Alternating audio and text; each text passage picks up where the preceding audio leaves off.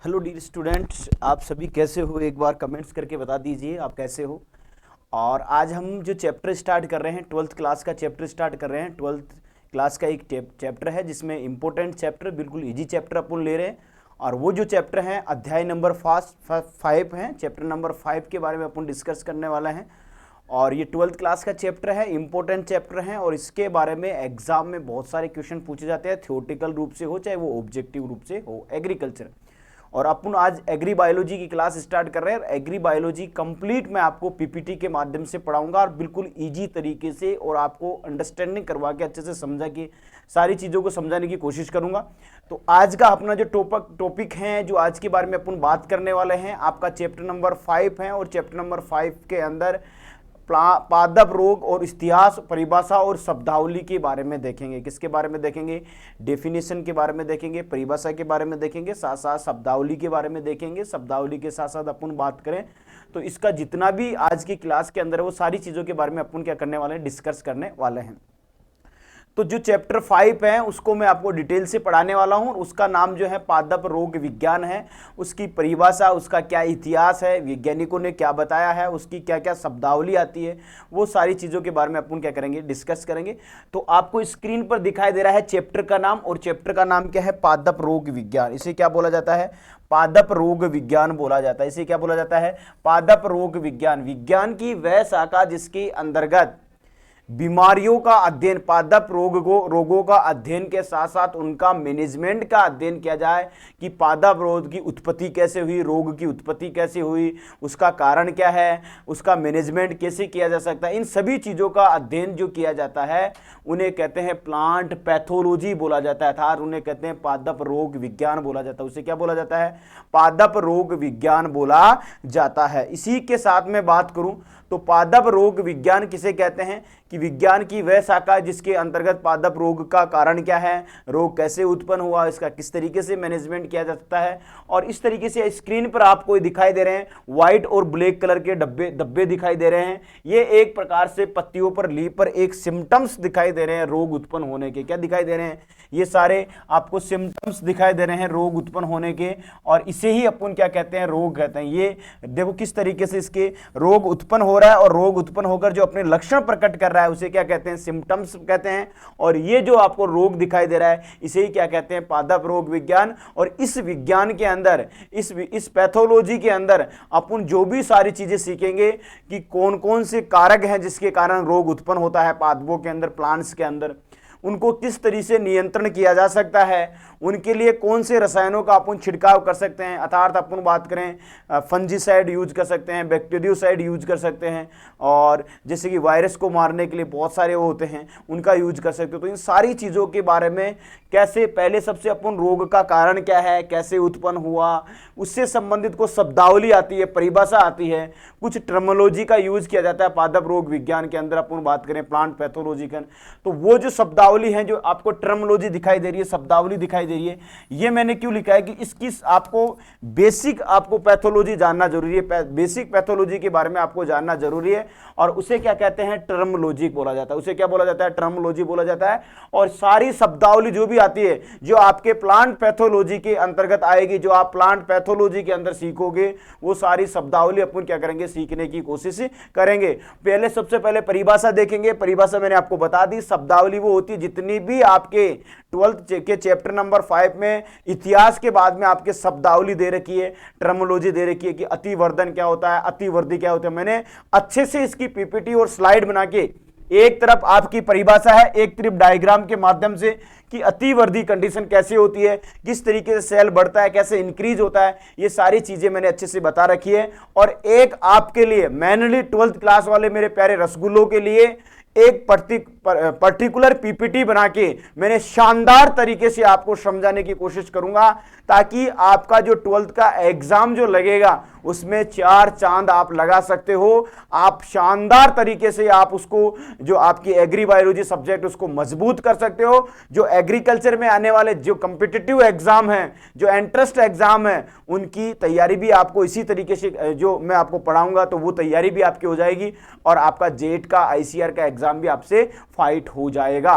तो ध्यान लगा के आपको अच्छे से पढ़ना है। अपन स्टार्टिंग में अपन बात करते हैं और अपना अध्याय कौन सा है, अपनी बुक का चैप्टर नंबर 5 से स्टार्ट कर रहा हूं।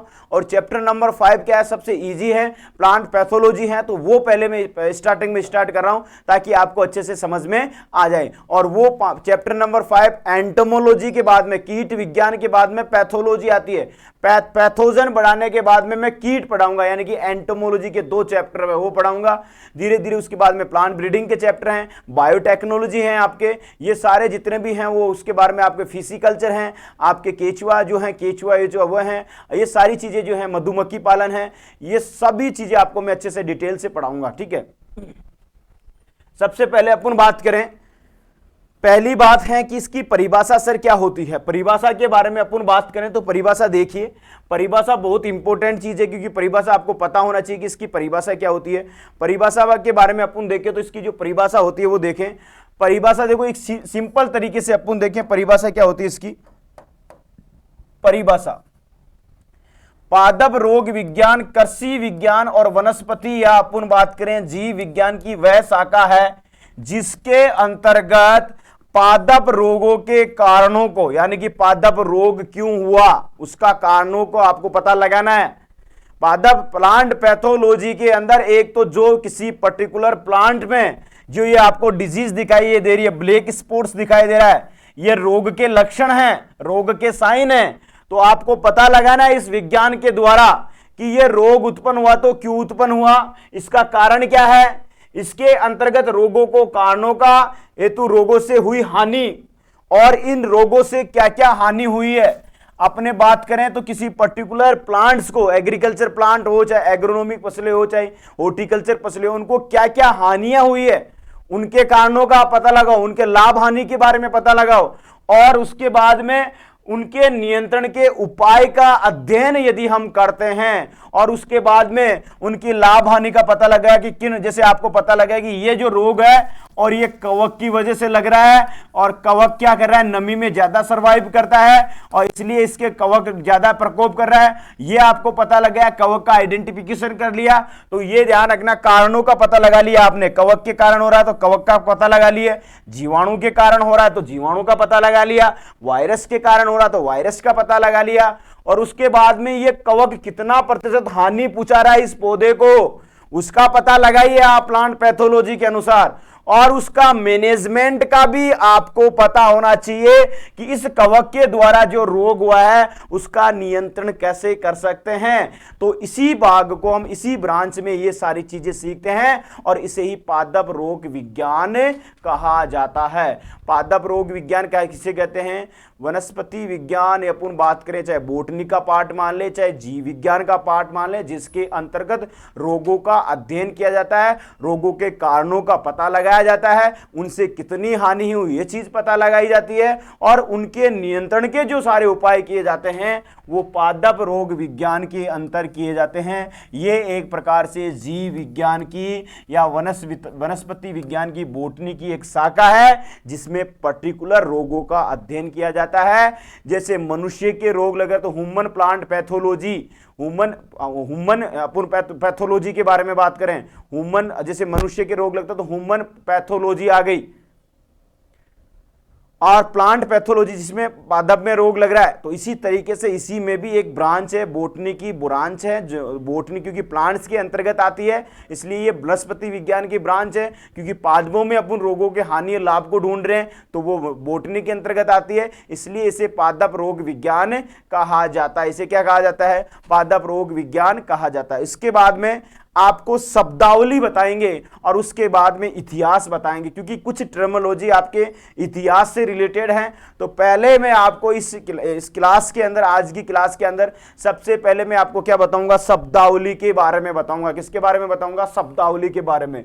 तो आशा करता हूं कि इस डायग्राम के माध्यम से एक रोग को परिभाषित, यानी कि आपको प्लांट पैथोलॉजी की परिभाषा अच्छे से समझ में आ गई होगी, पैथोलॉजी की परिभाषा आपसे अच्छे से समझ में आ गई होगी। नेक्स्ट स्लाइड पे अपन चलें और नेक्स्ट स्लाइड आपके स्क्रीन पर आ रही है। शब्दावली मैंने आपको बता दी, अपना जो चैप्टर स्टार्ट होने वाला है वो होने वाला है, अपन स्टार्टिंग में बेसिक चीजों के बारे में बात करने वाले हैं, प्लांट पैथोलॉजी की बेसिक चीजों के बारे में बात करने वाले हैं और शब्दावली का मतलब होता है टर्मोलॉजी, यानी कि पैथोलॉजी के रिलेटेड, पैथोलॉजी के रिलेटेड अपन बात करें, किसके रिलेटेड बात करें, पैथोलॉजी के रिलेटेड अपन बात करें, प्लांट पैथोलॉजिकल रोग विज्ञान के रिलेटेड अपन बात करें, तो जितने भी रोग हैं उन रोग से संबंधित अपन बात करें या प्लांट पैथोलॉजी से संबंधित अपन बात करें, तो इनमें किन किन शब्दावली का यूज किया जाता है। जैसे कि आपको पूछ ले कि रोग किसे कहते हैं, जैसे आपको पूछ ले माइकोप्लाज्मा किसे कहते हैं, जैसे आपको पूछ ले पैरासाइट्स किसे कहते हैं, जैसे आपको पूछ ले अतिवर्धन क्या होता है, क्लोरोसिस क्या होता है, नेक्रोसिस क्या होता है। तो ये सारे जो टर्मिनोलॉजी जो यूज की जाती है पादप रोग विज्ञान में यूज की जाती है, किसमें की जाती है, और ये आपके एंट्रेंस टेस्ट होता है या कॉम्पिटिटिव एग्जाम होता है या आपका 12th का थ्योरी का एग्जाम होता है, वहां पर 4-5 परिभाषा आपसे पूछ ली जाती है। इस चैप्टर से आपको पूछ ले अतिवर्धन और अतिवर्धी में क्या अंतर है, हाइपरट्रोफी और हाइपरप्लेसिया में क्या अंतर है, अतिवर्धी और अतिवर्धन में अंतर बताइए। तो दो अंतर आपसे पूछ ले 2 नंबर का, तो वो आपको आना चाहिए। दूसरी चीज पूछ ले आपको कि आप बताइए कि ऑटोट्रोफ्स यानी कि स्वयंपोषी कौन से जीव होते हैं, तो ये सारी चीजें आपको पता होनी चाहिए। और इनका पता मैं आपको आपको बताना चाहता हूं कि इनको किस तरीके से याद किया जाए, और याद अच्छे तरीके से करवाऊंगा, आपकी अंगुलियों पे होंगे ये सारी चीजें। बस मेरी क्लास आप देखते रहिए, मैं आपको हर चीज प्लांट, आपको 12th की जो एग्री बायोलॉजी है निश्चित रूप से शानदार तरीके से पीपीटी के माध्यम से, और वो भी स्टेप बाय स्टेप और बिल्कुल इजी तरीके से, इजी लैंग्वेज में, आपको किताबें पढ़ने की जरूरत नहीं होगी, आपको सारी चीजें अच्छे से कॉन्सेप्ट आपके क्लियर हो जाएंगे। तो अपन जो स्टार्ट करने वाले हैं वो शब्दावली से स्टार्ट करने वाले हैं। किससे स्टार्ट करने वाले हैं, शब्दावली से स्टार्ट करने वाले हैं। और शब्दावली में क्या आती है, टर्मिनोलॉजी आती है। क्या आती है, टर्मिनोलॉजी होती है। जैसे कि ये एक पर्टिकुलर रोग लग रहा है और इस रोग के द्वारा ये, इस रोग में कौन कौन सी, जैसे ये पीलापन हो रहा है, क्लोरोसिस हो रही है, इसमें क्लोरोफिल क्या हो रहा है, विलुप्त हो रहा है, क्लोरोसिस। तो एक प्रकार से ये क्या है, शब्दावली है, एक प्रकार से क्या है, शब्दावली है। तो अपन बात करने वाले हैं पहले अपनी कौन सी टर्मिनोलॉजी है वो उसके बारे में बात करेंगे। सबसे पहले अपन डिजीज किसे बोला जाता है, अपन क्या देखेंगे कि डिजीज किसे बोला जाता है, ये आपको पता होना चाहिए। तो देखो डिजीज किसे कहते हैं, डिजीज के बारे में यदि आपसे पूछा जाए तो डिजीज आप ध्यान रखना, आपको डिजीज का ध्यान रखना है। और वो डिजीज जो जिसको बोला जाता है अपन देखें तो इसमें दे रखा है डिजीज के बारे में क्या पूछ रखा है, इसमें दे रखा है डिजीज, रोग क्या होता है, रोग एक हानिकारक प्रक्रिया है, मेन्यू फंक्शनिंग प्रोसेस है, यानी कि हानिकारक प्रक्रिया है जो निरंतर उत्तेजना के कारण होती है, जो नियंत्रण क्या होती है, उत्तेजना के कारण होती है, जिसके परिणाम स्वरूप कुछ पीड़ा उत्पन्न करने वाले लक्षण प्रकट होते हैं। जैसे उदाहरण में नींबू का कैंकर रोग। रोग को कैसे परिभाषित करोगे, रोग एक हानिकारक प्रक्रिया है, आपको पता है हानिकारक प्रक्रिया है कि हानिकारक नहीं है, क्योंकि जब रोग लग रहा है किसी प्लांट पर, पर्टिकुलर प्लांट पर, देखो ये रोग लगा हुआ है तो एक प्रकार से इस लीफ को बहुत ज्यादा हानि पहुंचा रहा है, इस तरीके से समझो, हानि पहुंचा रहा है, यानी कि इसका जो हरा रंग है वो भी विलुप्त हो रहा है, और एक प्रकार से ये जब लक्षण प्रकट कर रहा है, अंदर ग्रोथ कर रहा है, तो पौधों में पीड़ा उत्पन्न हो रही है। क्या उत्पन्न हो रही है, पीड़ा।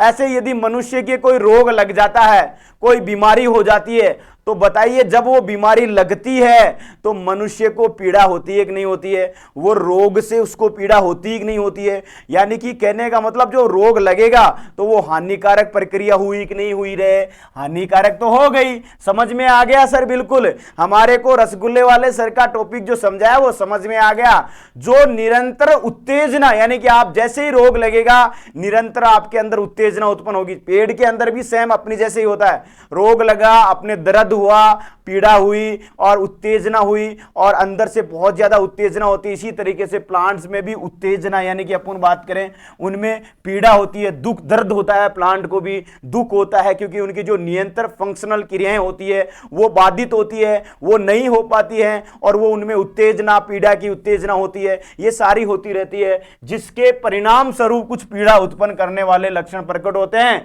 जिसके परिणाम उत्तेजना के कारण पीड़ा उत्पन्न होती है। है, दुख उत्पन्न होता है, दर्द उत्पन्न होता है, प्लांट में भी इसी तरीके से प्लांट में भी होता है।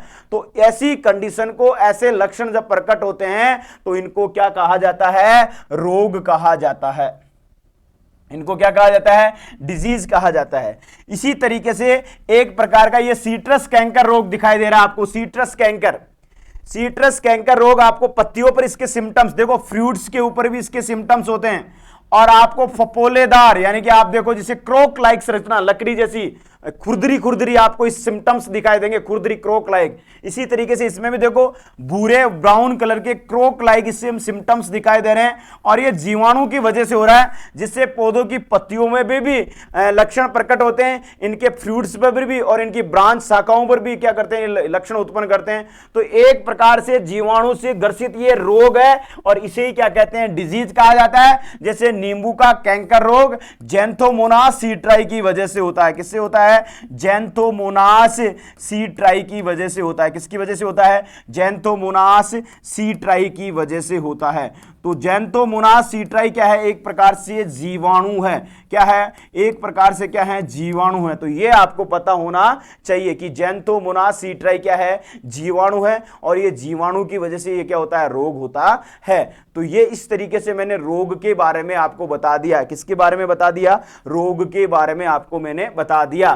तो आपको अच्छे से समझ में आ गया होगा कि रोग क्या होता है। दूसरा अपन देखें तो जैसे अपन बात करें नर्सरी में सीडलिंग डैंपिंग ऑफ, यानी कि अपन बात करें सीडलिंग डैंपिंग ऑफ रोग होता है, आर्द्र गलन रोग। नर्सरी स्टेज में एक रोग होता है जिसको बोला जाता है आर्द्र गलन रोग, और नर्सरी का हानिकारक रोग है ये। नर्सरी के पौधों का ये क्या है, पौधों का हानिकारक रोग, हानिकारक रोग है। तो ये भी एक प्रकार से रोग का क्या ले सकते हैं अपन, एग्जाम्पल ले सकते हैं। रोग का क्या ले सकते हैं, एक प्रकार से एग्जाम्पल ले सकते हैं। तो बताइए प्यारे रसगुल्लो, आपको अच्छे से समझ में आया क्या नहीं आया। बिल्कुल मैंने इसको डायग्राम दे दिया यहां पे अच्छे समझाने के लिए, और इधर परिभाषा दे दिया आपको, और इधर नीचे मैंने एग्जाम्पल आपको अच्छे से पर्टिकुलर स्लाइड्स के अंदर पर्टिकुलर आपके दे रखे हैं। पर्टिकुलर क्या दे रखा है, ये सारी चीजें आपकी दे रखी है। तो इस तरीके से आपको पता होना चाहिए।